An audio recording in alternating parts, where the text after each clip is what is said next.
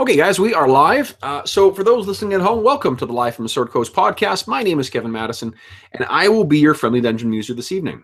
Tonight, I am joined by our usual fixtures for the Wednesday night sessions, Jeffrey and Steve-O. Woo! Everybody. So tonight, what we're going to do something a little different. Steve is going to be generating a character for our 4th edition Dungeons and Dragons campaign. That we normally play alternate Fridays, and that's we post those on the channel as well.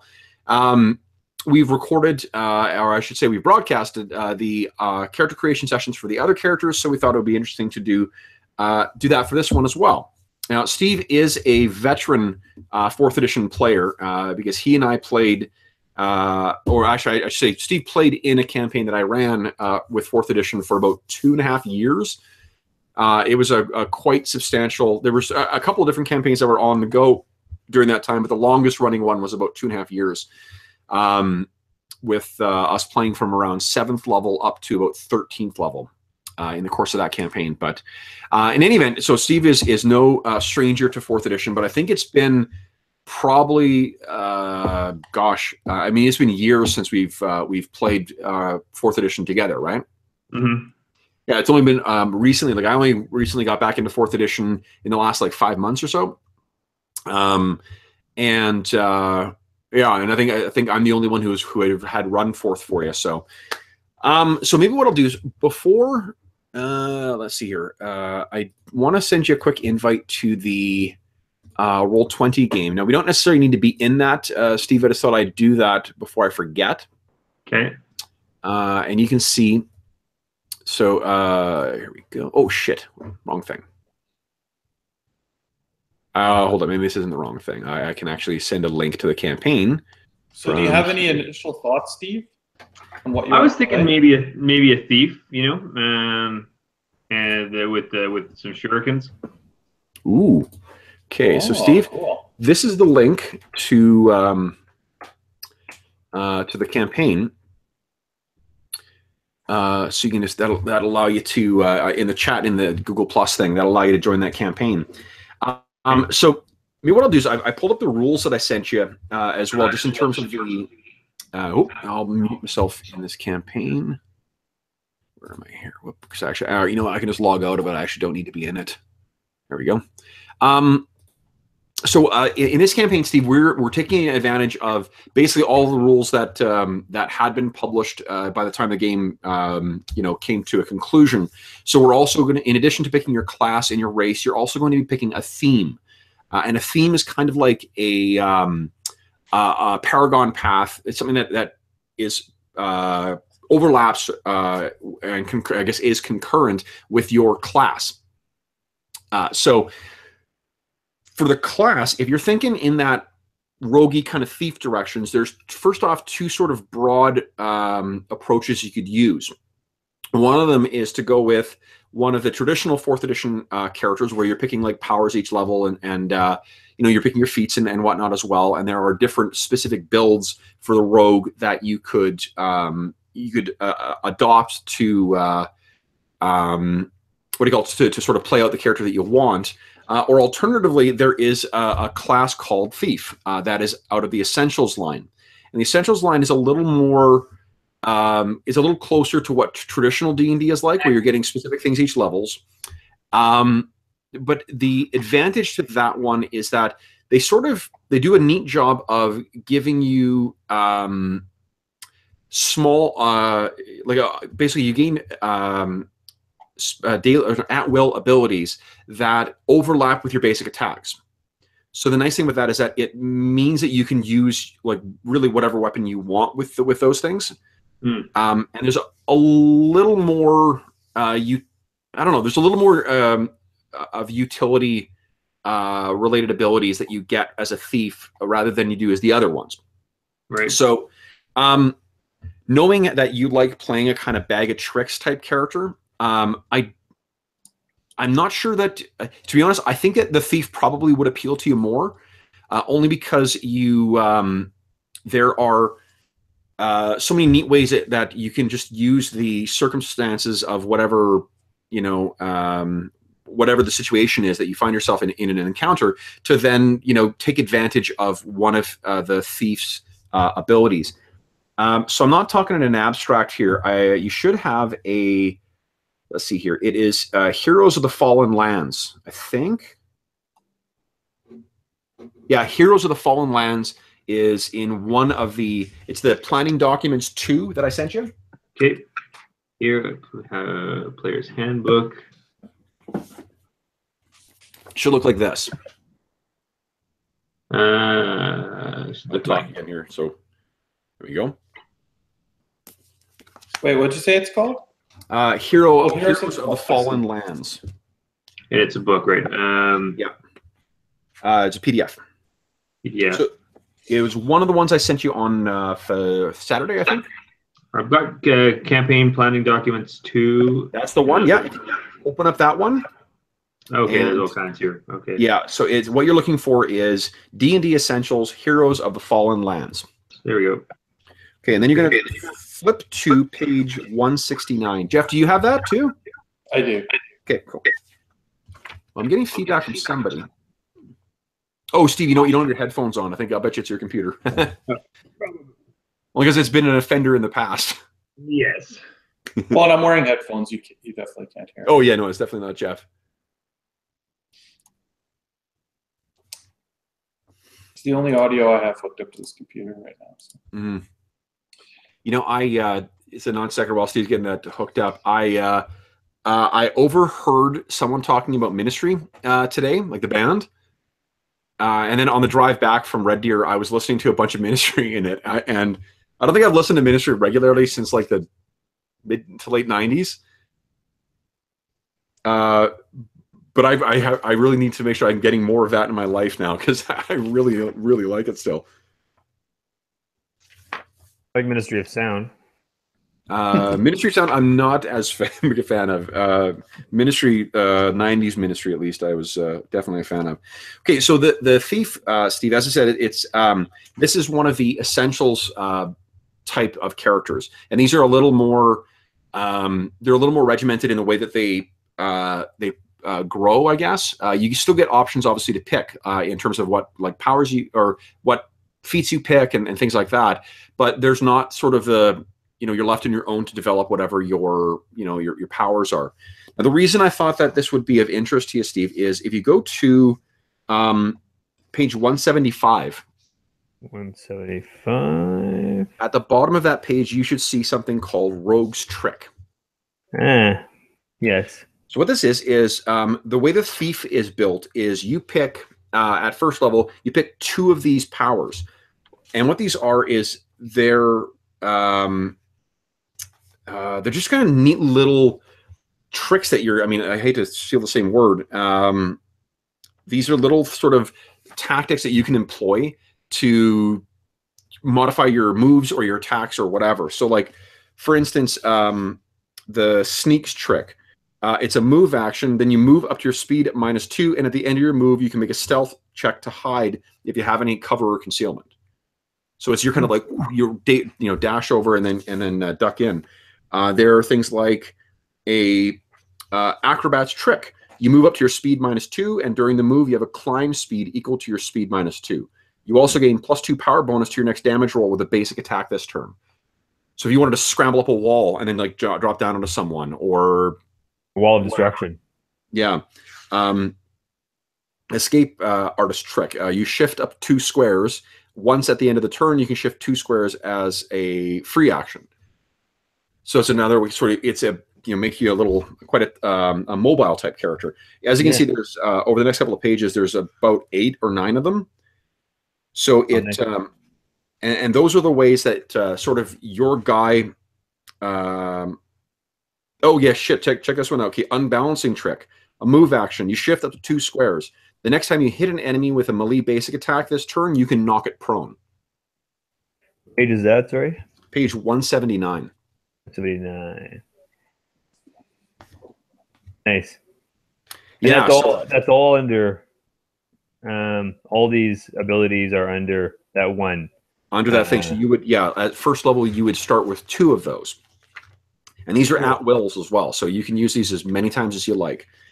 the way that like the essentials type of or the essential classes, they don't have as many at wills encounters and whatever else as the other classes that do. They have other ways to balance the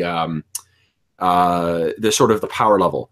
Like for instance, the heroic thief gets an ability called weapon finesse, which allows you to use dexterity instead of strength for attack rolls and damage rolls. In addition, you get +2 to damage rolls when using light blades, hand crossbows, short bows, and slings. I would also include shuriken thrown weapons with that. Actually, I got it from the player's handbook when I was looking at the thief. Oh, okay. The shuriken or the shuriken? Yeah. Yeah, like I mean, everything is cross-compatible here too. Like you can take anything you want from any of the other things. The thief also has its encounter ability is a backstab, which is +3 to hit, and then you do 1d6 extra damage if you hit. Nice. Yep. Yeah. So and then that goes up as you go up in level. You have combat advantage against any creature that hasn't acted in the encounter if you go before them. And when you make an attack with a light blade, a hand crossbow, a short bow, or a sling, and hit an enemy granting combat advantage, it takes extra damage. So for first level, it does 2d6 extra damage. That can stack with your backstab and with your other abilities. So the way that the thief works is depending on which tricks you pick, that will model sort of how you're going to function in combat. Right. You know? And the I don't want to push you in one direction or another, but there are at least 2 characters in the party so far, the 2 minotaurs, who get have feats to get +5 damage versus prone targets. So that unbalancing trick would be a pretty cool way to synergize with some of your other party members to help set them up to do extra damage. That's a good idea. Yeah, I like that. Jeff, what do you think of that? Yeah, that's a pretty good idea. I mean, go ahead. Had you looked through the main book and saw some stuff you were interested in, Steve? No, not really. I looked through a few things, but I didn't do a whole search. Okay, like just the basic stuff. There's one other character to consider too, Steve. Like, is there something that is like very ninja? There is. It is. Yeah. In Heroes of Shadow, there is a class. Let's see here. Yeah, that's in the same same email. There's a class called Assassin, and you had mentioned when we were out for breakfast on the weekend that. Yeah, I was wondering about that. Yeah. Yeah. So it's it's very similar to a thief, where it's a martial striker. Right. And then the way that its abilities work is, let's see here. So it's got versatile defense. You pick a guild, which is sort of like the type of training that you have, like the Assassin's Guild you come from. And that'll tell you whether you're focusing on a garrote or on a bola. I think there might be extras as well too in. Let me see. Where's that link to the? What about the thieves' skills? Are there still thieves' skills in all of this? The thieves' skills? Oh yeah. Yeah. Is there just a list of them, and it's just sort of like you can do any of these things with your basic bonuses? No. Like that hasn't been a thing in D&D for 3 editions now. Right. Yeah. What you do instead is the thief is effectively kind of like the skill monkey of the different classes. So depending on whether you're playing a rogue or a thief, the thief, for instance, you start with training in stealth and thievery, and then you choose 4 more skills from acrobatics, athletics, bluff, dungeoneering, insight, intimidate, perception, and streetwise. So you do start off with a good selection of skills. I guess one of the things to think about is one other thing I want to make sure you understand about the way we're doing this. You're not stuck with the stat bonuses from each race. Instead, what we're going to do is just do you get, I believe it's +2 to 2 year stats of your choice. That's it. Because you'll get the special ability that your race gets, but you don't have to worry about trying to find an optimized race to fit with your class. I'm much more interested in you playing an interesting character that you really want to play, that fits your idea of sort of how you picture the character, rather than trying to make sure you're like, well, halflings are great as rogues or thieves or whatever, but not as paladins. Right. So your race, you can think about whatever you want, but how do you see your character sort of playing at the table? Like, do you see him using a lot of like supernatural abilities, or do you see him being more of a character who is, who's more of a like using his own ingenuity and training to be stealthy and whatever? Yes, more ingenuity and training. Okay. So it's definitely either a thief or a rogue, then, I think, more so than an assassin, because assassin uses like effectively kind of like low-level shadow magic to sort of augment its abilities. Okay. And what's the basic difference between a thief and a rogue? Well, as I said, like the thief is the essentials version of it. That's the one that I was getting you to look through. The rogue would be built like a normal 4th edition character, like another 4th edition character where you're picking 2 at-will abilities, 1 encounter, and 1 daily ability. Right. Okay. But you don't get like those other things. That what the essentials do is they strip out effectively like the dailies and most of the encounters, and then just sort of bake in some of the bonuses.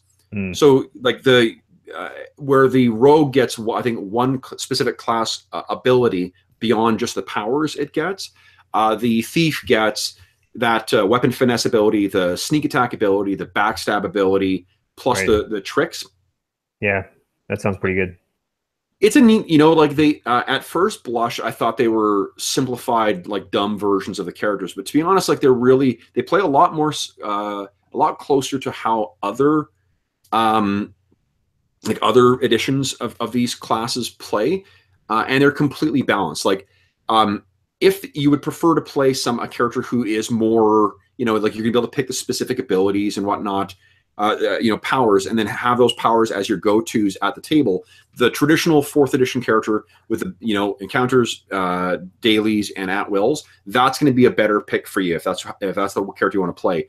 If you want to just be able to improv stuff more by just picking which sort of heroic trick you're going to do, then the essentials class would be better.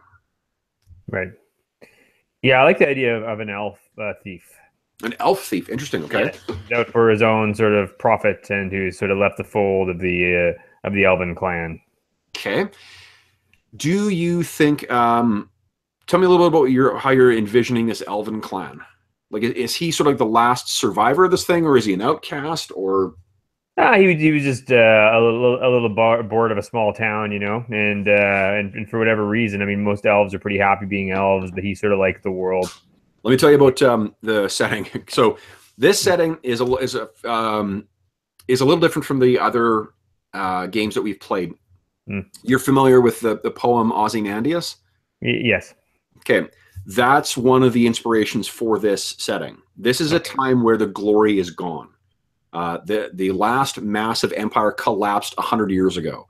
200 years before that, the last great human kingdom collapsed. The setting features when we're starting, there are points of light, which are small places of civilization, but between those places of civilization, there is danger and darkness and ignorance. You in the course of the adventures, we've been coming across, reminders of what was the glory of the golden age of these civilizations, but that is well, so right. The elves in the region we're playing in is a place called the Elfsir Vale. And the elves in the setting are pretty standoffish. They're either actively hostile towards other races, or they're just fairly aloof. Right. So your character would, to have been kicked out by the elves, going on what you'd said, it's not necessarily the other elves are just happy being elves, but maybe like you just didn't fit with what they sort of wanted, and you ended up in this city called Overlook. Sure, bit of an outcast, didn't quite fit the mold. Sure, okay. So we'll look at that when we're talking about the background as well. That will inform some of your decisions as well.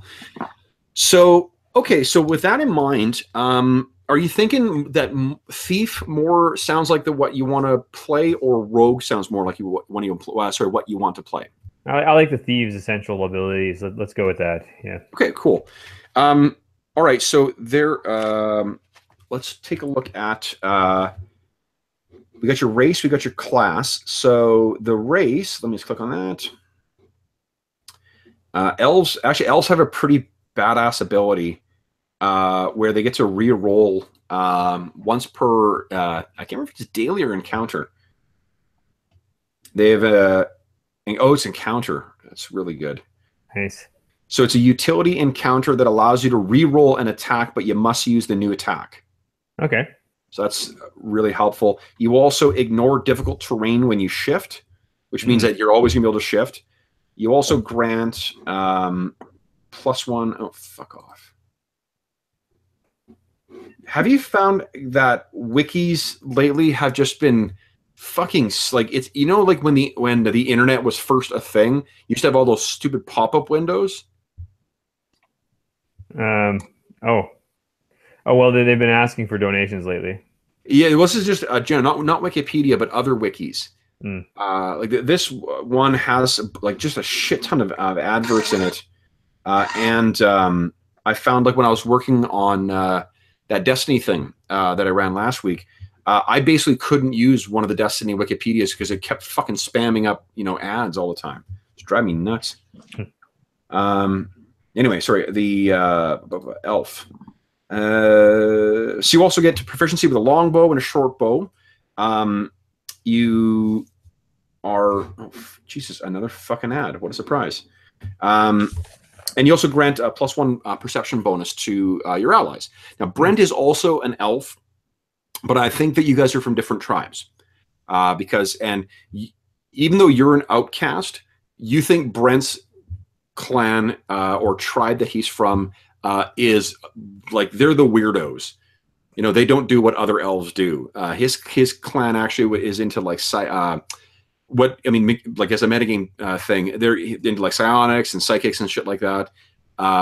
He's the last survivor of that tribe. So while your character and his character, get along, I have no doubt. You're going to, if you had to, if you were asked about his tribe, you would think, wow, they're a bunch of weirdos. They're the theosophists of this world. Yeah. Right. Yeah. Wait, I don't want to speak for you, Steve, but was the shuriken something that you wanted as like a bit of a signature thing for your character? There was that. It came from the other book, the other player. I know. I was just going to point that out to Kev. So in the base rogue, they have a rogue weapon talent that lets them use 1 dice higher for a weapon die with shuriken. Yeah. So instead of a D4, they're a D6. Yeah, but then it would be built as a normal rogue, not as a essentials character. Right. I'm just pointing this out that I don't know if you wanted to consider letting him have just that part, because if that was something that he was sort of envisioning for his character. Well, I'm not married to it. And you did say that you need okay. Yeah, we need a bit of a ranged person. Is that right for the group? Yeah, and like I said, I mean, I would let both the sneak attack and your weapon finesse apply to shurikens as well, which means that like shurikens I think they only do 1d4 damage, but it's either 1d4 or 1d3. But effectively, what we can just do is just use them as throwing knives, right. And that would mean that you would have, when you have advantage on an attack with your shuriken, you would do 2d6 extra damage with it for your sneak attack, and you'd have +2 to damage in general because of your weapon finesse. And you could also once per encounter do your backstab, which that's a blade attack. Never mind. So you couldn't use that. Well, maybe I could do daggers then. Maybe I'll be a dagger dude and have a bunch of daggers on me and throw daggers and. Sure. Well, even just setting aside the backstab's great. But I mean, even with the sneak attack and the other, that would be like 2d6 plus 1d4 plus your dex bonus, which is probably going to be about a 4 or 5, plus your weapon finesse bonus. So it's like 2d6 plus 1d4 plus 6 or 7. That's pretty sweet. That's pretty sweet. I'll be Danny Trejo from El Mariachi. Yes, you will. Okay, so in terms of your tricks, let's see which ones might be. So it's a melee attack. Yeah, see, to get that trip, the one that knocks them prone, you have to make a melee attack. Yeah. Sorry, Desperado. Or was it El Mariachi? No, it was Desperado. I don't think Trejo was in El Mariachi because that was the first of the trilogy. Right, Desperado. Yeah. But if you're fighting with daggers, Steve, you can still make a melee attack with them, and you can also throw them. Like, you can have multiple daggers. Yeah, I like that idea. Yeah. So if you wanted to trip someone, you could move in, make a melee attack, knock them prone, step back, or shift away, and be ready to throw daggers. Mm-hmm. Here's an interesting one. So, Steve, one of the tricks is ambush trick. And what this does is you move up to your speed. It's a move action. You move up to your speed. Until the end of your turn, you gain combat advantage against enemies that are within 5 squares of you when you attack and have none of their allies adjacent to them. So you could go, moving around and then, throw your daggers in. And because you would have combat advantage against them, that means you would do your sneak attack damage on a hit. Ah, nice. So that's all I need is combat advantage. Okay, I get it. Yeah, and if you want to, to be honest, elves are quicker. I think their speed is 1 higher than most other races as well. And you ignore difficult terrain when you shift. So if you don't want to be in melee combat with someone, you pretty much have a really good way of getting away. The other thing is if you took those two, the unbalancing trick and the what the hell's it called? Ambush trick. You could be darting around on the outskirts of a combat, throwing your daggers in at targets that are alone. And then when you need to help your allies, you could rush in with that unbalancing attack. If you flank on them, you'll get combat advantage, which means you do sneak attack damage as well. And you'll knock them prone, which will then set up your allies for their next attack. Delicious. Yeah. See, Kev, the tactical trick might also work good. You move up to your speed. You do not provoke opportunity attack on leaving squares adjacent to your allies. You have combat advantage against enemies that have at least one of your allies adjacent to them. Mm-hmm. So as long as me or Dave is standing beside them, you gain combat advantage. And the other one, I gain combat advantage as long as they're not beside anybody. Right, as long as they're alone. One is if they're alone. The other one is if one of us is beside them. And between the two Minotaurs are melee fighters. So there's a good, and those are the two ones that you will want to. They benefit from the prone advantage. Right. So being close to us, and also, I have a pet who's a cat who has a 1 square aura that you gain advantage from. So you might want to be moving in and out of that sometimes. All right. Cool. Maybe the one then that gives me the advantage when it's adjacent to somebody. And I can shift. That's tactical, right? I can shift with that one. Where'd that go? Well, no, you don't shift, but you don't gain attacks of opportunity if you left a square that was adjacent to one of us. Okay, so if you would have got an attack of opportunity, but me or Dave was beside you when you started your move, you're safe. Right. Okay.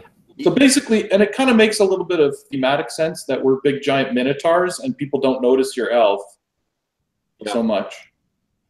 Yeah, okay. When you're fighting close to us. Okay, I move up to my speed, and I do not provoke opportunity attacks. Yeah, your speed as an elf is a 7. That's pretty good. You have a lot of movement. Yeah. That's a good actually, if me and Dave aren't necessarily side by side, like shoulder to shoulder, but slightly apart on the battlefield, you could move back and forth between us. Like you could be beside my character, move through the battlefield, and end up beside Dave's character, and basically go back and forth that way. Right. I don't have to be adjacent to you. You have to be adjacent to the bad guys. So to gain the combat advantage. Yeah. Right. Yeah. Yeah. Let's do that tactical trick. Yeah, an unbalancing trick. Yeah. Yeah, I think you could take good advantage of both of those. Yeah. When you guys are starting to really get a handle on how to synergize your attacks, Last combat or 2 combats ago, it wasn't the best example of it when that was pretty funny. The tank and the healer went one direction and then everyone else went the other direction. There's this great moment of like, what the fuck are you guys doing? Well, and also Brent needs to realize that we do not move anywhere near as fast as him. They ran far away, those two. Yeah, and I think that and this is, I think it simulates the reason I've been forcing you guys to like, no, just make your move, don't board game it and whatever, is because it fits. I mean, that is more likely to be what would happen with some relatively inexperienced adventurers, right, than to be able to move as a coordinated whatever else unit. Right. To have you guys have a bit of like mixed communication or miscommunication. Well, Dave charged into the fight, and those two ran for the ruins. So my character was like, well, I guess I stay with my brother. Yeah, well, because, and Steve, as context for this, there was a fucking horde of goblin warg riders that were coming down on them at this point. Yeah. There were like 9 or 10 wolves and like 6 wolf riders. Yeah. Nice. Yeah, it was pretty intense. And they, and the funniest thing is they had time to set an ambush. And they still managed to be like, oh, God, where are we going? And running all over the fucking place. Oh, shit. Okay, so you're going to be an elf. You are... Okay, so let's see here. Steve, since you're in the Essentials book, let's flip back and take a look at on page 169. 169. This will give you... excuse me, all of the list of skills. What I'm going to do too, Steve, is I don't think I will have it ready for this. I'm not sure if you're going to be able to make this Friday's session, but if you, regardless, I'm going to have your character ready in Roll20 for Friday, but I won't have your printed version ready. Sure. Just because, but I'll show you. Well, remember that goblin rogue that I sent you? Yes. Yeah. No, yes. So it's going to be very, like, you're going to have a character sheet like that for your character. Okay. So you'll always have a physical copy as well as the Roll20 copy. And that actually gives me an excuse to update all the characters because I need to do that. Everyone's got some magic loot and stuff in the last little while. Okay, so in terms of your skill, Steve, the reason I wanted you to look at this is you are trained in stealth and thievery. Right. And you get to pick 4 more skills from that list to learn. All right. Let's go acrobatics. Yep. Better go bluff. Bluff, love it. Do we have a lot of dungeoneering in our crew? Give me a sec here. I'll grab the sheet. I've got my cheat sheet with everyone's bonuses on it, which I think actually I buried.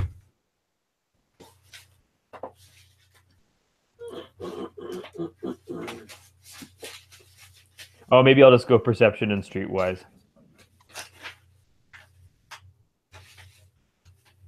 Sorry, perception and streetwise? Yeah. Streetwise would be useful, yeah. I don't think anyone's trained in that. Okay. Perception, okay. And one of the things I've said, Steve, is that you can basically every level you can rebuild your character. Okay. So I don't want you guys to feel like, I mean, you can't substitute a heroic level tier or feat for like an epic level feat every, like switch all of yours over. But I want this to, not to metagame it too much, but I mean, I want this to be close to the reasons that I liked World of Warcraft near around the time I stopped playing. What I liked about that is that I could, if I'd fucked up my build or something like that, it cost me nothing to just rebuild my character in a different way, picking different talents, different powers, shit like that, different spells, and that's what I want from this, is that if in the course of play we find, ooh, this is a suboptimal build I've done, you can rebuild that. Okay. Okay. So let's see here. I think we've made all the selections that we need from Thief. Let's turn to, in that same email, there should be a link to the Player's Handbook 1. Player's Handbook 3. Player's Handbook. Player's Handbook 1. I have. It is it in there? At the end, Player's Handbook. 2. Player's Handbook 1. What do I have open here? I have one. Let me see if I. Hold on, I may be fibbing. Oh, here we go. Player's Handbook, Arcane, Divine, and Martial Heroes. That's not it? Nope, that's not it. That's Arcane Power. Okay, I've got it. Here we go. Where the hell did I? Too large to preview. Got to download it. What are you looking for? I'm looking for the Player's Handbook. I wonder, maybe it's not in that email. I'm just downloading. Yeah, there's one that looks like it's it. Because there's Player's Handbook 2, Player's Handbook 3, and then the Player's Handbook. I'm downloading that right now. Oh, and then Player's Handbook's in that one? Yeah, it's the last one it's on big. I had to download it. I couldn't just open it. Oh, okay, great. Let me grab my copy then. It's downloaded. Okay. So in the Player's Handbook, you have... I recognize this. I think you bought me this. Do you have a copy? Way back. I think it was with my stuff in Vancouver, yeah. Oh, okay. So, yeah, page 17 is what you're looking for. 17. There should be a list for ability scores for purchasing them. Here we go. Method 2, customizing scores. Cost. Score. Okay. So, to build your character, you will have, I believe it's 20. Now, how many points is it? 22. 22 points. There you go. All right. And you start with an 8 and 5 10s. Okay. Let's write some stuff down here. Sure. I'm just going to write down the stats here. And then after you build that, Steve, you'll be able to add +2 to 2 of your abilities.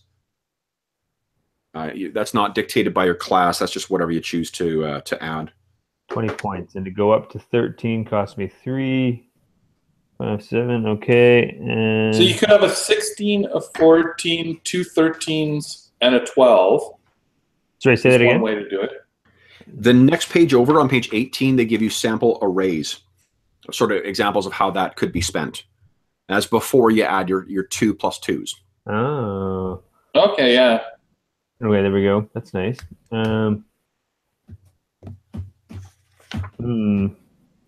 You could also do 16, 14. Ooh, you know what? 14, 12, 11, 8, or 11. 13, 13, 12. 16. Like a 16, if you put it in the stat that you're going to give +2 to, you end up with 118 if you want. Yeah, exactly. Which I would want for dexterity. So let's go 16 dexterity, and then and then wait a second.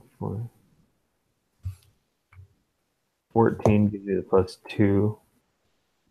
13, 14, 12, 11, or 11, 11, 8. 14, 14, 11, 11, 10. I think I can do that. I don't suffer any penalties. For your skills, basically from the ones that you've picked here, Steve, it is dexterity, obviously, charisma, wisdom, and actually that's it. Those are the most important skills or the most important abilities for those skills. Right. So if I went 8 intelligence, 16 dexterity. Do it bother? Do I go 14 strength? And then 14 charisma. Charisma is more important than wisdom. For you, yeah. If you're doing the whole bluff sort of social type character. Yeah. Yeah, then charisma over wisdom. Yeah. And actually, charisma is what you use for Streetwise as well. While he's picking those, Jeff, you know what I'm going to do to introduce Steve's character? Is that you guys have actually forgotten about him since the Mystic, fuck up happened. Okay. So he was there with you guys, but you just have forgotten that he's been missing for all this time. Right. He could have also been hired as part of that mission. Well, that's what I'm saying. Like he was part of that mission. He's always been with you guys. It's just like you guys, for whatever reason, the first time he appears, you'll be like, "How the hell did we forget about him?" Like we've known. Who else was part of this group that we didn't know about? My alarm didn't go off. Nobody noticed. I've had twice in the last 2 weeks where I fucking hit snooze and slept through it, which is really not like me. Like I wake up with a fucking alarm regardless of how little sleep I've had. But right. I mean, another way to do that, Kev, is you could say that there were several more members to our party. Well, I'm leaving it open. I'm not setting it. There's a set amount or whatever. Right. You know? Like I'm just saying, like it's like, so it might not be necessarily that we forgot him. It's that we were the ones that returned right away. No, but the thing is, I don't have to leave that open because I'm setting it up that way that you didn't remember him until he reappeared, and then you're like, well, of course, he's always been with us. He's our buddy from before. I can do the exact same thing with as many other characters or with none of them in the course of the campaign. Right. Mm-hmm. All right, and I get to add +2 to 2. Is that right? That's right. Yep. All right. So, do I go Constitution 13 or Wisdom 13? Oh, what's your charisma? 14. What would the other one be then? So I was thinking 14 Strength, 16 Dexterity, 11 Constitution, 12 Wisdom, 8 Intelligence, 14 Charisma. So I would have added +2 to Dexterity. That's a given, and then +2 to Charisma, Wisdom, or Constitution. +2 to Charisma, Wisdom, or Constitution. So Constitution will give you a better hit points because your Constitution score is what's used to set your first your hit points. Right. Which is not bad for a melee character. You can take it from Brent's character. Brent's character has been so close to death so many times already because he used Constitution as one of his dump stats. Right. He's playing a monk. Oh yeah. Well, yeah, that's not so good. Yeah, but I mean, that's not, the thing is that it also means that he's excelling in a different area rather than that. So I'm not mentioning that to suggest that that's the right option. It's just, right. Do you see yourself or your character as being more hardy or more perceptive? You know, more. Well, do you want to be part of the talking? Like right now, kind of James's character is a little bit our leader, but. Because everyone else has ass Constitution. Jeff's character has pretty good charisma, actually. Right, but a lot of people are scared of a big giant minotaur. Yeah, fair enough. Yeah, I could be the smooth talker. So I've already got a charisma of 14. That's not bad. If you got so you don't even need to necessarily add to it. Right. So you could go Constitution. What does Wisdom do for a? Wisdom goes towards your intellect. Intellect. Your perception. Yeah. And your insight. Yeah. And Jesus. And then I get to add plus, like as I go up in levels, I get to add to my scores once in a while, right? Yeah. Like your scores at level 2, every 4 levels, you'll be able to raise your attributes. Every second level, you'll get another +1 because it's your bonuses are getting half your level. Okay. As well, and then you'll actually just like any other class, you'll be gaining new abilities as you go up in levels. Right. So you'll for instance, you're going to get another trick at level 4. Sweet. So when you hit level 4, if you there's one that you really loved and didn't pick, you're able to pick it then. All right. Okay, let's go +2 to Constitution, making it 13. Okay, so your Constitution is 13. Tell me what your scores are after the +2 modifiers. All right. Strength, 14. Dexterity, 18. Constitution, 13. Wisdom, 12. Intelligence, 8. And Charisma, 14. 14, okay. So you're not particularly educated, but you're, savvy, kind of strong. Yeah. And the strength is helpful because your athletics is what you use for climbing and jumping and shit like that. Sure. So that means that you're not going to be total ass with that. Now, one of the things I'm also doing, Steve, is because I don't know if you remember from when we played 4th edition before, but they introduced a type of feat called expertise. And what it did is it gave you +1 with whatever it was that your whatever your weapon or your implement or whatever it was. but it effectively meant that everyone picked that as, you know, at some point in the first couple of levels. So because that's just something that you will end up having to pick, I'm just giving everyone a free expertise feat. So for you, and one of the things that's really cool about, again, about the Essentials lines is they started giving different flavor to the different kinds of weapons. If you want your guy to be a knife guy, you know, using knives and short swords and shit like that, light blade expertise is the one that you would want to pick. And what that gives you, Steve, is they all give +1 to hit. They also give, for the light blade expertise, gives you +1 bonus to the damage rolls of weapon attacks that you make with a light blade against a creature, granting combat advantage to you. Does that sound familiar? Yeah, I think it does. Yeah. So that means you're going to be doing against someone who has combat advantage, you will do 2d6 plus 3 extra damage on top of whatever the base damage is. Excellent. Yeah. Okay, so then I'll put that as your feat. That also means you get to pick one other feat. Okay. And where are the feet? Where are the feats? Feats are well, they're all over the fucking place. This is one of those wide open things. So I'd suggest maybe taking a look at the Essentials book. Yep. Because it has a lot. It has honestly better versions of some of the feats that are in the player's handbook. And there's some good, you know, general feats that are in there.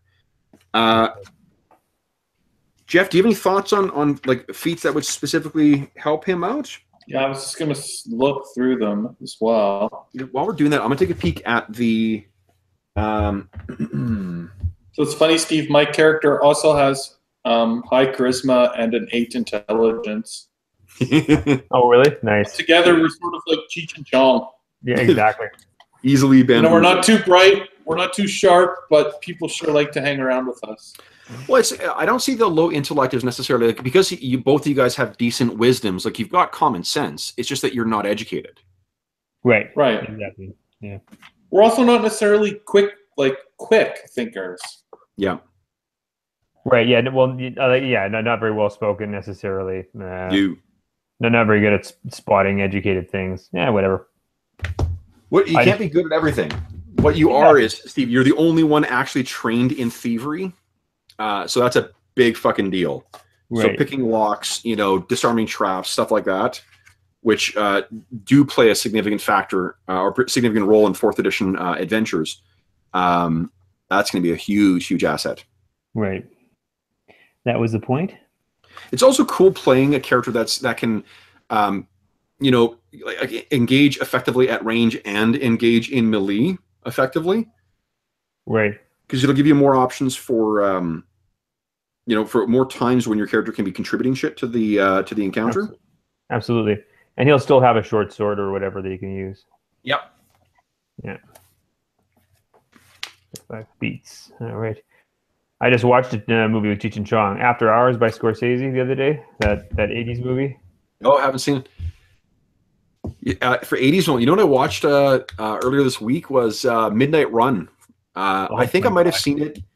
Yeah, like I might have seen it years and years ago, but I haven't seen it in 20 or 30 years probably. Is that a Charles movie? Charles Grodin, isn't it? And yeah, Charles Grodin and Robert De Niro. Robert De Niro plays a bounty hunter who's bringing in Charles Grodin, who has embezzled like millions of dollars from the mob, and everybody wants him. So, Grodin's funny. It was good. Like it held up pretty well.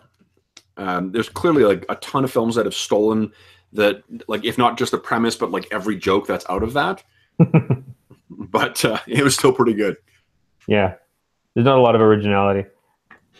Yeah, well, there's a scene where Robert De Niro's on the phone with the bail bondsman who like provided the bail to get Grodin out.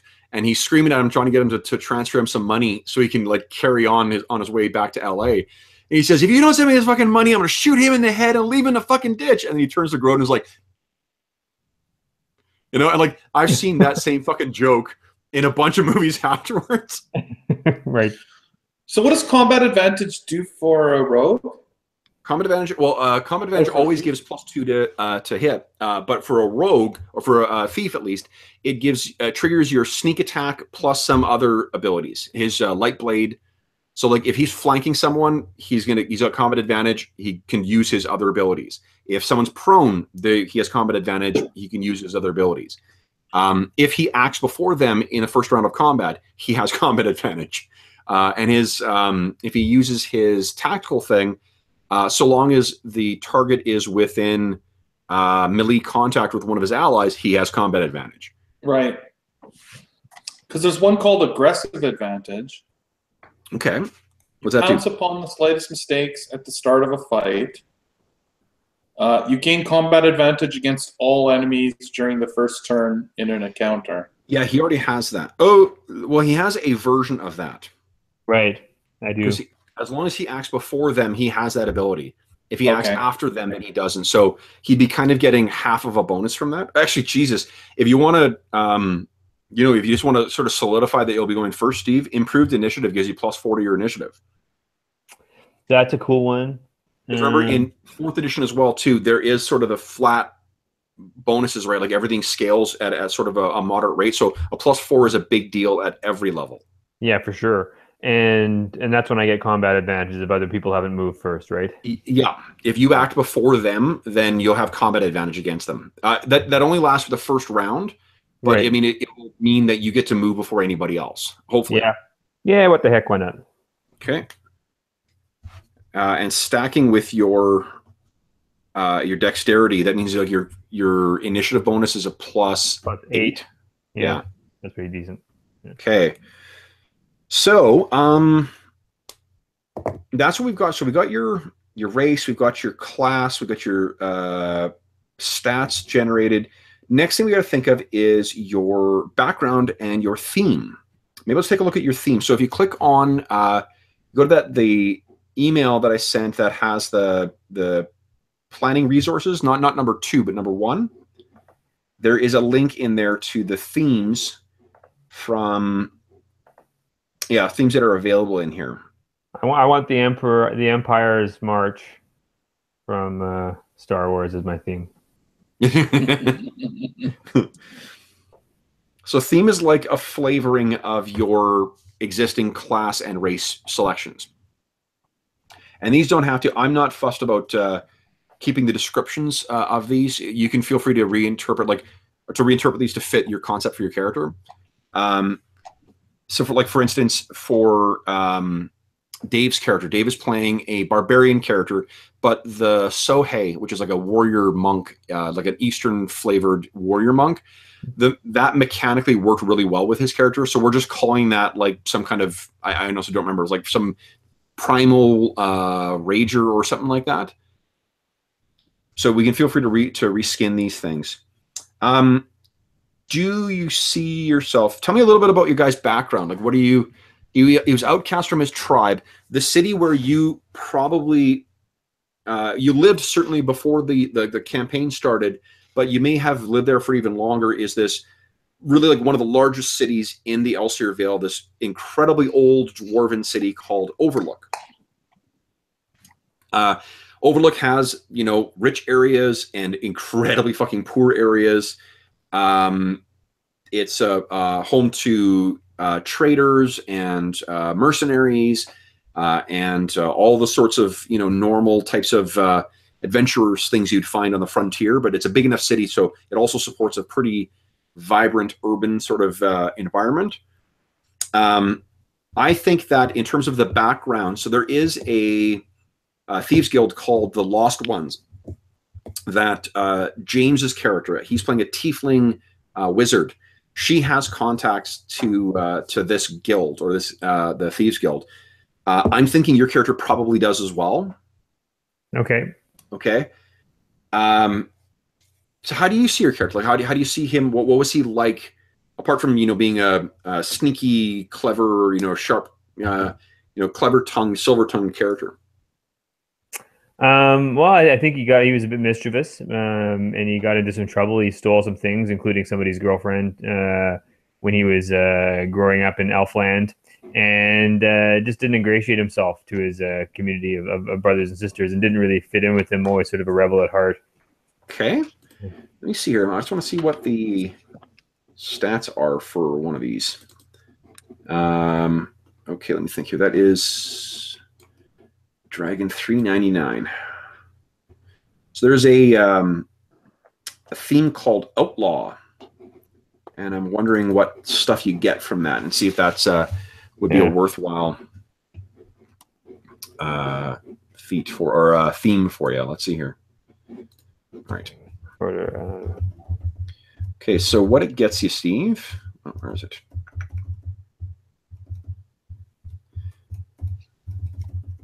Yeah, I really like we didn't use themes in our campaign. It's something that was added after we stopped playing, but they're really, really cool. It's a really neat way of adding a little extra, unique flavor and mechanical benefit for your character. Right. There's actually one called Gutter Snipe as well. Nice. Which is kind of like, basically you come from like unfortunate circumstances. Right. Yeah. So let's just take a look at so Outlaw. This is more an outdoor based, like a rural type character. The encounter ability you get at first level is that when you're using a basic attack or an at-will weapon attack, you hit a... this is actually pretty fucking cool. So it's called Surprise Strike. And the trigger is when you use a basic attack, which is all of your attacks as a thief, and you hit an enemy that is granting combat advantage to you, the enemy is dazed until the end of your next turn. Oh, man, I got some nasty strikes. Well, I'm saying that's one option, is the Outlaw thing. So there's that. The Gutter Snipe gives you an ability called Running Slash. It's a standard action. You move up to your speed and make one attack at some point during your move. The move does not provoke an attack of opportunity from that target. You make an attack with your highest ability modifier, so it'll be your dex, and the damage is 1 weapon damage plus the highest ability modifier, so it'll be plus your dex, and the target is slowed until the end of your next turn, which means it would have a speed of 2. Because of my weapon finesse, I can already use my dexterity to do my damage roll. It would be that it's just the way that these characters are designed is so that it's not keyed to one ability. You pick whichever ability you want. I'm not saying that's an advantageous thing. It's just that's the stat you would use for the bonus. So effectively, Steve, what it is you would make a move equal to your move. You'd swoop past one target. That target doesn't get an attack of opportunity on you. You attack it, and if you hit, then that target is slowed until the end of your next turn. So you run by and you hamstring them. Right. So the dazed thing, hold on, I can tell you what dazed does. I think I like the combat advantage dazed thing. What do you think, Jeff? So what the dazed does is it doesn't get its normal complement of actions on its turn. You can either take a standard, move, or minor. So yeah, geez, both of these are really... They're both good. But I have a lot of things that give me combat advantage, so maybe the combat advantage dazed one. Yeah, I think you've got a good number of combat advantage gaining methods. So. Here's the advantage to Surprise Strike as well, is it is not keyed to a melee attack. Nice. So I can whip my knives. Surprise Strike could, target an enemy with your range thing as well. And then what you get as you gain levels, Steve-O, is you, at level 5, you choose a terrain type, desert, forest, hills, mountains, marsh, swamp, snow, and tundra. In that terrain, you can't be tracked and you ignore difficult terrain. And then at level 10, you'd gain +2 to intimidate and streetwise checks. So that's pretty cool. Okay, so I think it sounds like you were sold on Outlaw. So you're Thief, Outlaw. Sounds right. Okay, so then we just need to figure out a background for your character. Now, backgrounds are a lot less consequential than themes. Really what it does is it either gives you +2 to one skill, or it will add another skill to your list of class skills, or you'll learn a new language. One second, let's take a look at the backgrounds. There are also some. Let me see here. There's some that are specific to the scales of war as well, which is what we're playing. Right. Let's see here. Do you see your character as being fairly intimidating as well? Subtly. Because one of the first background that comes up in this is Wandering Duelist, which gives you, it makes Intimidate a class skill, which in and of itself doesn't do much, but it also gives you +3 to Intimidate checks. So he doesn't have Intimidate as a skill. But, no, so what that means is that when you're trained in a skill, you get +5. But what this effective gives you is like, you're 2 less than having full training in Intimidate. Okay. So, and with your decent charisma bonus, that would give you a +5 with to Intimidate. Not bad. What else we got? Also got River Smuggler. Add athletics and streetwise to class lists and get +1 bonus to each of those. +1 to athletics, +1 to streetwise. I don't add them as trained skills, but I add them to the list. A lot of them, what they do is they'll add these ones, at least the campaign specific ones. They'll add them as class skills, so that won't do much for you. But what it does is it gives you +1 to athletics, +1 to streetwise. Right. Okay, that's not bad. That was a River Smuggler. Street Urchin is effectively the same, but it gives +1 to Intimidate, +1 to streetwise. What else here? Young Cutthroat, +1 to Intimidate, +1 to Thievery. Okay.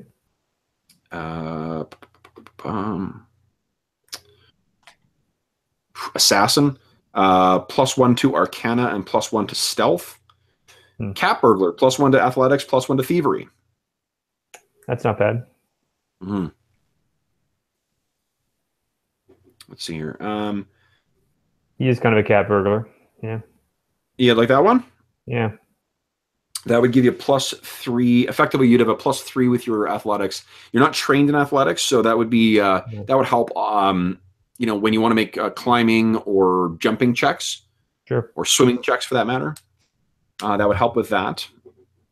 Or you just get a flat +2. I mean, you could just take +2 to athletics if you want. But if you want that extra bonus to thievery, yeah, I'll take the bonus. I'll take a bonus to thievery. Yeah. Okay, so your background is cat burglar. Yeah. So you are a full-on thief then. Oh yes. Background cat burglar +1. Where is it here? Athletics +1. Thievery. Nice. Okay.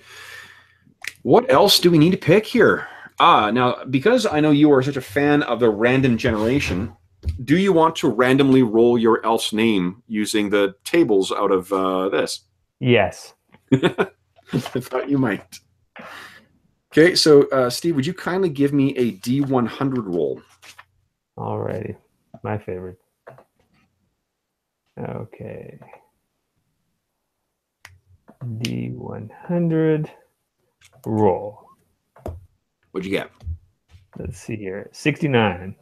69. Nutae. N-U-T-A-E. Would you like to roll again? Excellent. No, I like Nutae. Like Nutae? Okay. And then roll one more time. Let's get your family name.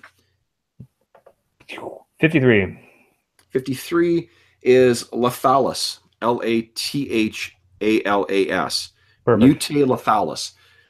And you can decide for yourself whether you use your clan name or not. Okay. I'm just yeah, Nutae will do. Nutae. Okay. That is very cool. Okay, so we actually have, I think, everything, all the mechanical bits that we need to pick for this character. Perfect. So that is pretty badass. Yeah, okay. I think. Yeah. There was a thing that you did when we made our group characters. I don't know how you did it. You rolled from some kind of random chart, and we had a little bit of a selection thing. Remember, it's where my character ended up with this. If I'm touching Corey's character when I use my powers, he's like an antenna for me. Yes, you're right. Yeah, absolutely. Shit. Yeah. No, thanks for reminding me. Yeah. Shit. I was using, so for those who are listening at home, this is why it benefits to have, attentive and involved players, And B, you reminded me, I used the random stuff from Cypher. You're right. Thanks, Jeff. Yeah, so Steve should get one random connection. Yeah. No, I totally fucking forgot about that. Hold up here. And also, I was going to suggest that we've had the opportunity to pick up some items. Maybe you want to roll a random magic item for Steve. There isn't. Well, there's for two reasons that random magic items don't really work in fourth. Is for one because there aren't any random tables, at least not in the books, and two, you do like optimizing your character with your magic items is one of the really fun things as a fourth edition player. Right. Okay. You know, so like, and maybe I could just let him take some kind of a low-level magic dagger. Yeah, I'm going to make sure that his character is balanced for what I've actually got. This is just peeking behind the veil here. Let me see if I can find it.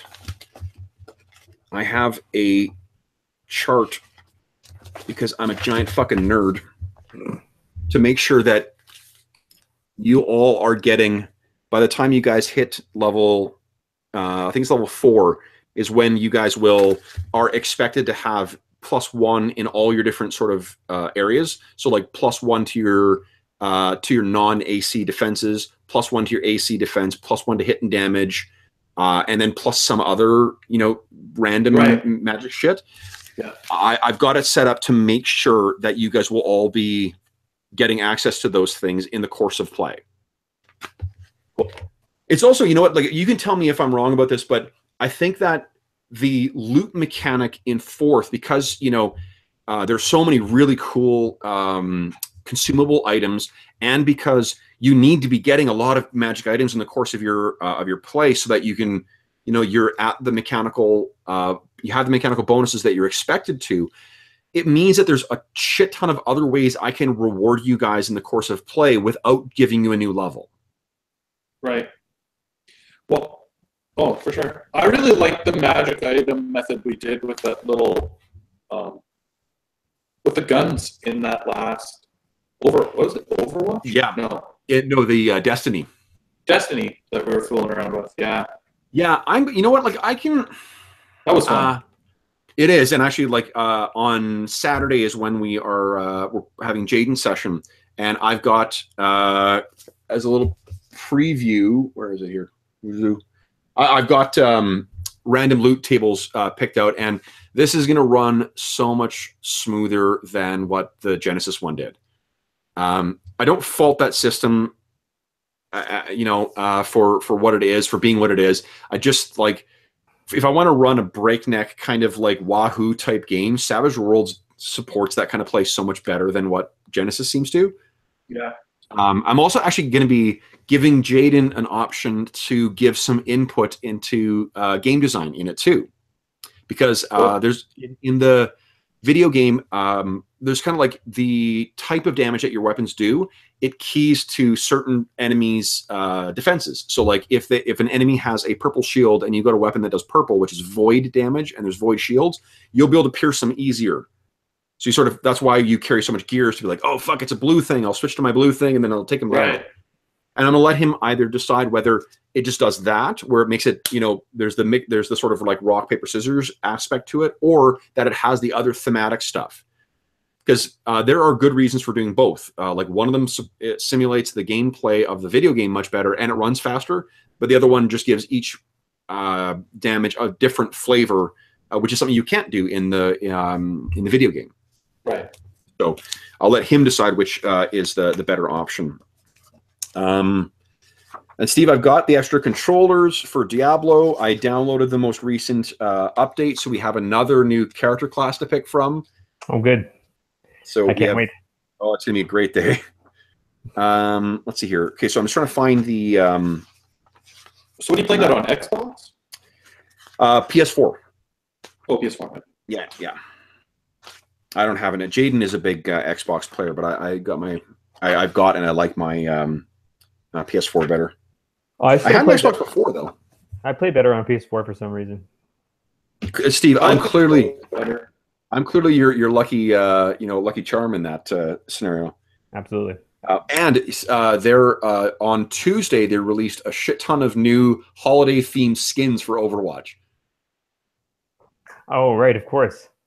There is a fucking hysterical theme or skin for Junkrat where he's in like fucking beachwear because it's summertime in Australia at Christmas. Very clever. Yeah, I'm not sure if you're familiar with the characters in Overwatch, but Junkrat is the character I play the most because he requires so little actual skill. Spam. Just spam grenades everywhere and throw mines at people. Yeah. Oh, I love that character so much. Some guys are deadly with him. I'm pretty, yeah, like in fairness, I mean, I probably play better with him than I do with any of the other characters. It's also, I mean, probably because the character I played the most. All right, Steve, give me a D4 roll, please. D4. 1. 1. Okay. So you're going to pick one other PC, one other character in the party. You believe that this character shows potential for being an excellent ranged attacker, but you don't know if he or she would be interested in the rigorous training and practice required. So there's someone else in the party who, like, having you know, I'm assuming that you're the type of, character who's constantly throwing knives. You're what's his name, like Mickey Rourke's character from the what's the Stallone franchise? Oh, the Expendables. Expendables, thank you. Yeah. You're the guy who's throwing knives at the dartboard constantly. Absolutely, yes. So the rest of the party, to give you remind you who these guys are. There are the 2 Minotaur brothers, who are Jeff's character Oberon. Actually, Jeff, why don't you tell them who the characters are? I don't need to talk the whole time here. Yeah. So Oberon and Rackus. Rackus Bloodhoof. Yeah. I'm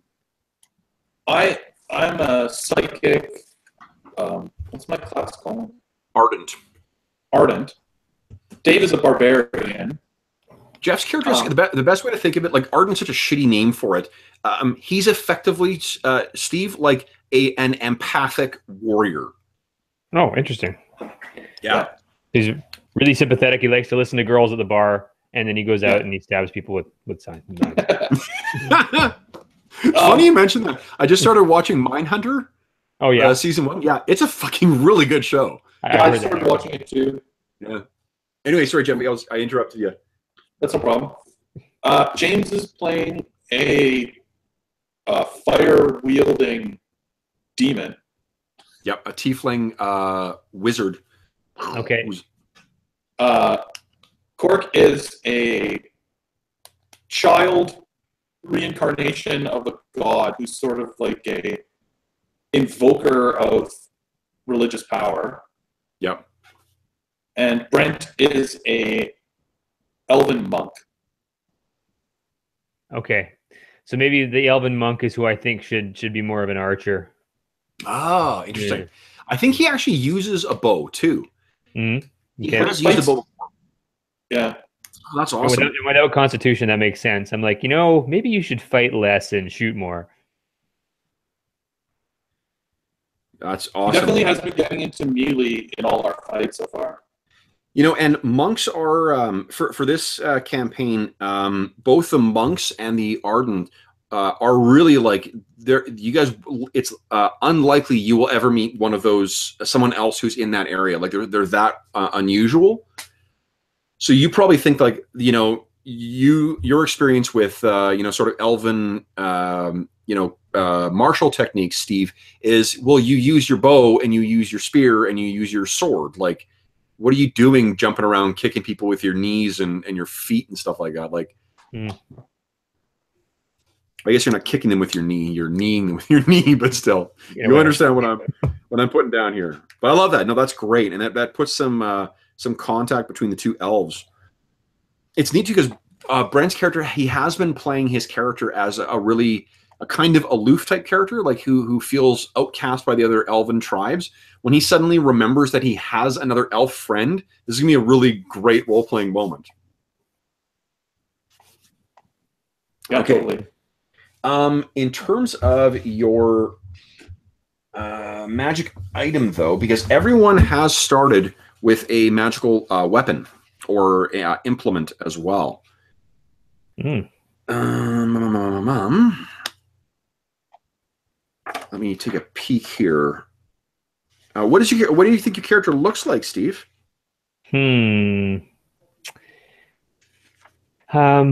Bronze-colored hair. Fairly tallish and lean, of course, and likes green and brown as colors. Steve, what do you think of this as your starting weapon? It's called a lesser cloaked weapon. So it'll give you, if it's a +1 weapon, which means it'll be +1 to hit, +1 damage, and I think it's probably either a dagger or a short sword, depending on which Probably the short sword, because I can lose daggers. So I'd want a short sword to have a sort of a weapon to rely on. Okay. Well, here's the cool thing with it. The cloaked weapon, when you stow it, a cloaked weapon cannot be detected or taken from its owner. The weapon's owner must speak a chosen word when stowing the weapon somewhere on his or her person. The word becomes the weapon's command word. As a minor action, the weapon's owner can give the command word and reach for the location where the weapon was last stowed, and it will appear in your hand. I like it. You can use the same command word or choose a different one each time. So you can switch up the trigger words so you're not accidentally having weapons appear on you. Mm-hmm. Does that seem to fit with your? Very much so. Yes, I like that. Okay. And it's a short sword you want that for, right? Yeah. Awesome. Because I'm special in light blades, right? Yep, and light blades would include daggers as well. Right, but they wouldn't include a long sword. No, a long sword is a heavy blade. Okay. Though you are trained with that, though. And actually, you know what?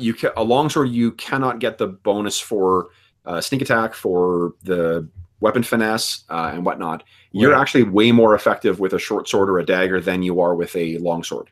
Right. Let's do that. Yeah. Right. So that's pretty fucking awesome. Okay, cool.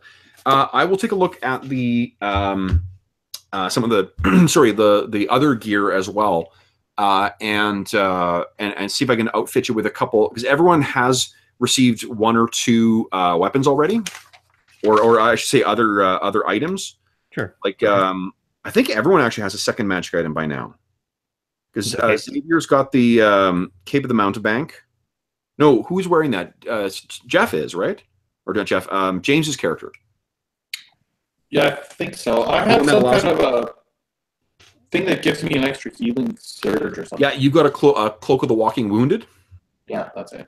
Right, and Brent has that Robe of Useful Things, where you can pull random shit out of it. And Ember got a magic cloak last session as well. So Ember has 2 of those things. He's got a cloak and that. So yeah. So sorry, Steve, I'm just thinking out loud here. So you will for sure be getting at least 1 more magic item that I'll start you with. Nice. Okay.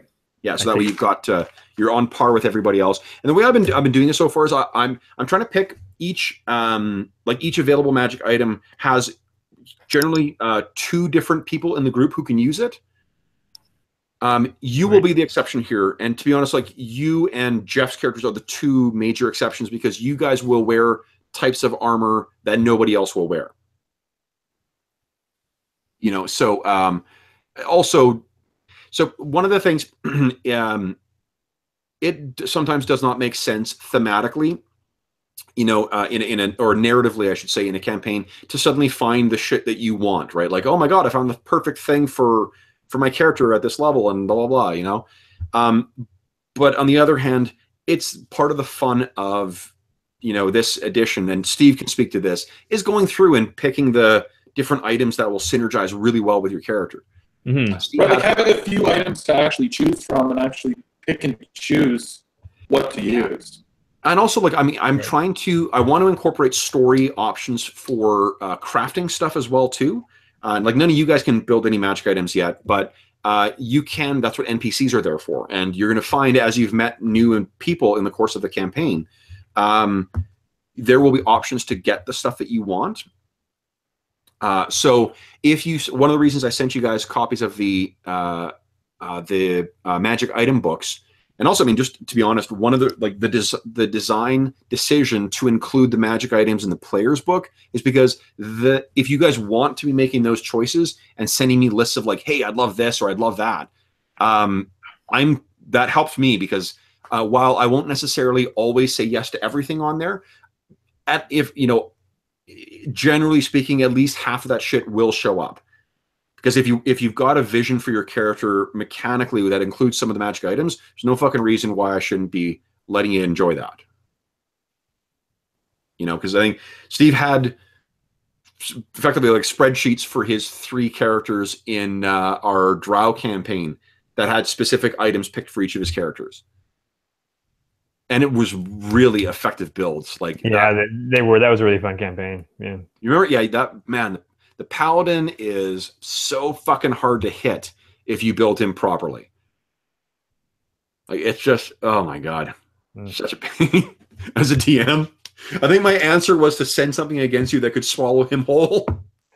Oh yes, I remember that one. That's why that giant maggot demon showed up. Right. Fuck you, go. Instant death. Yes. Well, no, you guys didn't die. I think that wasn't it Drew's character that ended up dying? Well, we were just boiling an acid in the guts of the giant worm until he could get out. It was so awesome. Oh, such a great adventure. Okay, cool. So we've got Nute built. That's awesome. I will. I'll type him up between now and Friday session. Actually, Steve, do you think you're going to be able to make Friday session? Yes, I do. Yeah, I should be able to make Friday. All right. Well, that's exciting. That is really fucking exciting. I'm pumped because you know what, you're stepping into some crazy fucking stuff. All right. Last session, the guys just stepped outside. They were enjoying this after the end of a long trip. I guess one thing. Sorry, I'm keep starting a bunch of different sentences. I've actually got really interesting travel rules that I stole from another game, Steve, that I've been using in this. So like when you guys are traveling overland, it's a whole fucking thing in and of itself. So at the end of this, you guys have been traveling for another 3 days. Everyone's tired. It was fucking raining the whole time. One town that the guys were trying to get into mistook them as raiders, and these 2 knights came charging out with a bunch of like town guard that they thankfully talked their way out of. So they didn't have to fight these guys. But you guys just arrived. You made it to this inn called the Broken Banner. Everyone's been sitting around having drinks, and then suddenly these goblins and hobgoblins came bursting in and killed some patrons. The guys killed those things, and then heard screams and shit and explosions in the street. Ran outside, and the last thing they saw before we called it a session was a block up, like at the end of the block, coming around the corner, is this giant wagon that has all these barrels in the back and 2 hobgoblin archers that are shooting into the backs of civilians. But the thing that's dragging the wagon is a ginormous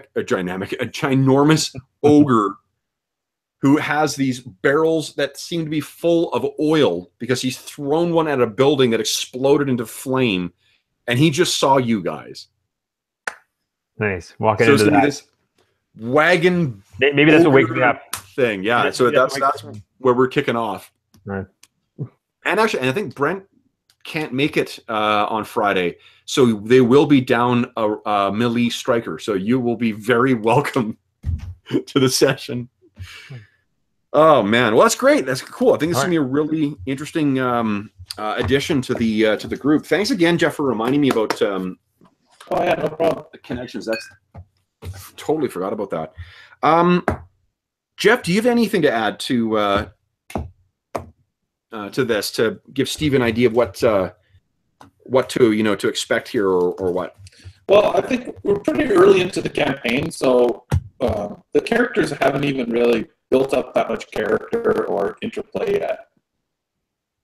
Okay. No, we've only played. I think this will be our 5th session, 4th or 5th session. So I mean, like we're really not that far, and this has really been the first campaign-related event that's happened. You guys, you'll find out that your allies, as a result of the explosion that sort of left you trapped in this interdimensional space, they have basically been blacklisted by every, mercantile concern in Overlook. So as a result of that, you guys have had to, you've heard that there is a place called Restwell Keep that is hiring mercenaries that like anybody.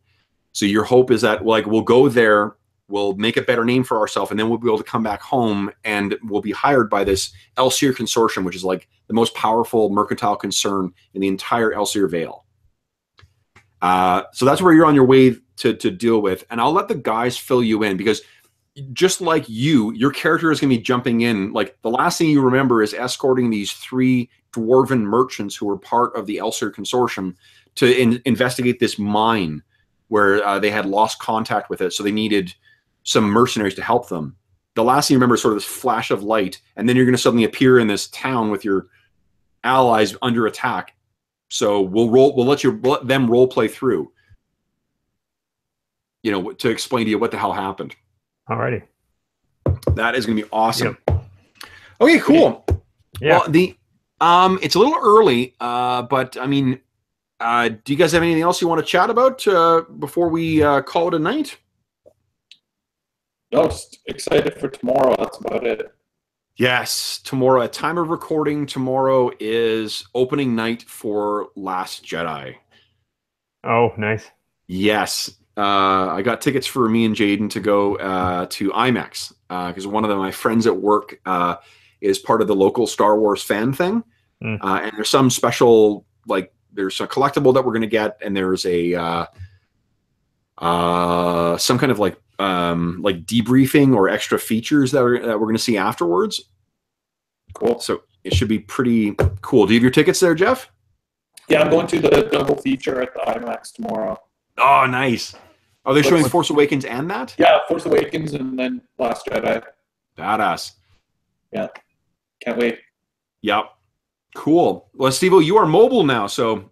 I'm pretty mobile. I'm doing a lot better now, so I can sit for longer and stuff like that. So, yeah. So I'll be able to come over on Saturday just fine. Yeah. So Saturday plans I'm going to come... I got to get a haircut at 9:15, I think. So I'll probably be by around like 10:15-ish or so, or 10:30. Sure. Is that okay? Perfect. Then we'll head over and get some breakfast in us, and then get some Diablo on, and then get some Destiny on afterwards. Boom. I bet the home audience is really excited. Yeah, seriously. Well, I'd probably call it a night. So for those listening at home, thanks so much for joining us for this character creation session. If you did stick out the entire duration. If, as always, if you have any questions, comments, or concerns regarding what we dealt with here, or if you think we fucked up the rules in some way, please don't hesitate to leave a comment in the comment section, and I will endeavor to respond in a timely fashion. Otherwise, we thank you again for watching, and we will look forward to seeing you in the next session when we see Steve's character hit the table and try and deal with this ogre problem that the party has developed. So thanks again.